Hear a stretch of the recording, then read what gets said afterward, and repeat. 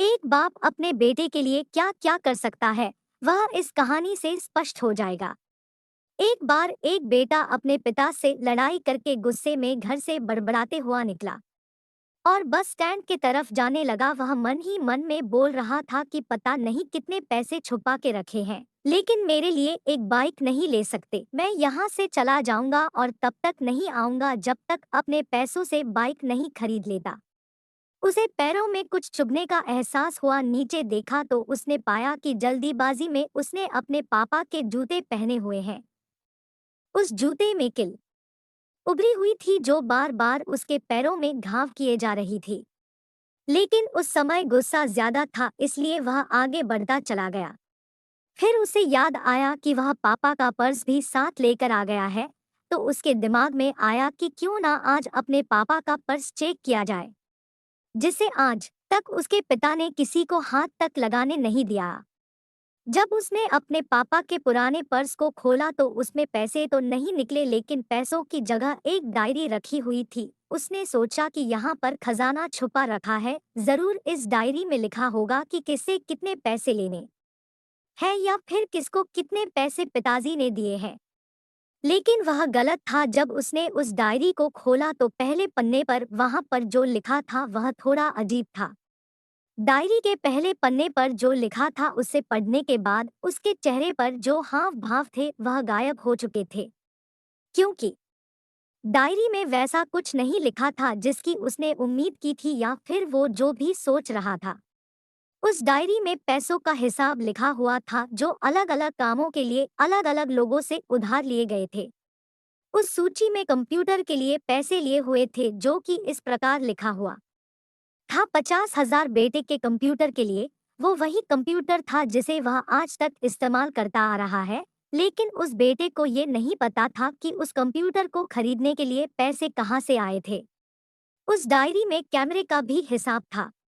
उस बेटे को याद था जब उसने पहली बार कैमरे के लिए जिद की थी, तब उसके पिता ने ठीक 2 हफ्ते बाद उसके जन्मदिन पर दिया था, जिससे देखकर वह बहुत खुश हुआ और उसे खुश देखकर उससे ज्यादा खुश कोई था तो वह थे उसके पापा।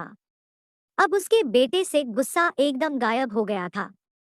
जब उसके बेटे ने दूसरा पन्ना पलटा तो उसमें कुछ इच्छा लिखी हुई थी। पहली इच्छा जो थी वह थी अच्छे जूते पहनना। ये बात उसके बेटे को कुछ समझ नहीं आई। तभी उसके पैर सड़क पर एक गड्ढे में जा पड़ा जिसमें पानी भरा था, जिससे बेटे के पैर गीले हो गए।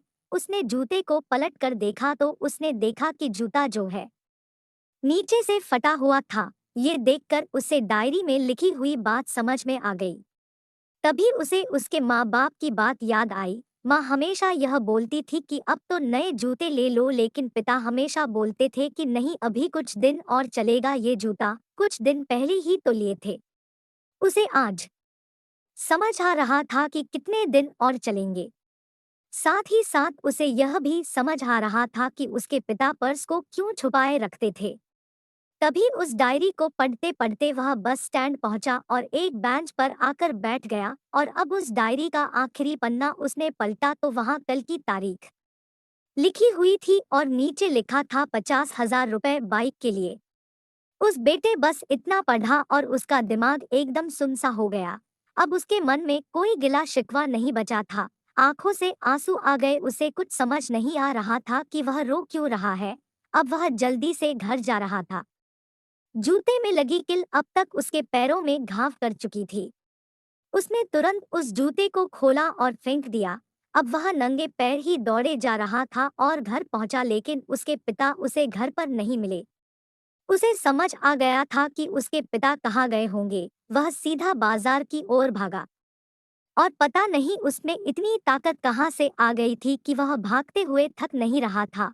वह उस बाइक वाले की दुकान पर पहुंचा। उसके पिता वही थे। उसने अपने पिता को दौड़कर गले लगा लिया। उसके आंखों से आंसू रुकने का नाम नहीं ले रहे थे। उसके पिता समझ नहीं पा रहे थे कि हो क्या है। उसने पिता से कहा कि पापा, मुझे मोटर बाइक नहीं चाहिए, आप अपने लिए जूते ले लीजिए। अब आज से मैं जो कुछ भी करूंगा वो अपने दम पर करूंगा, अपने मेहनत से करूंगा। दोस्तों, हमेशा अपने माता पिता का आदर करें, और वो भी यदि किसी चीज के लिए मना करे तो। आप उनकी मजबूरी को समझिए।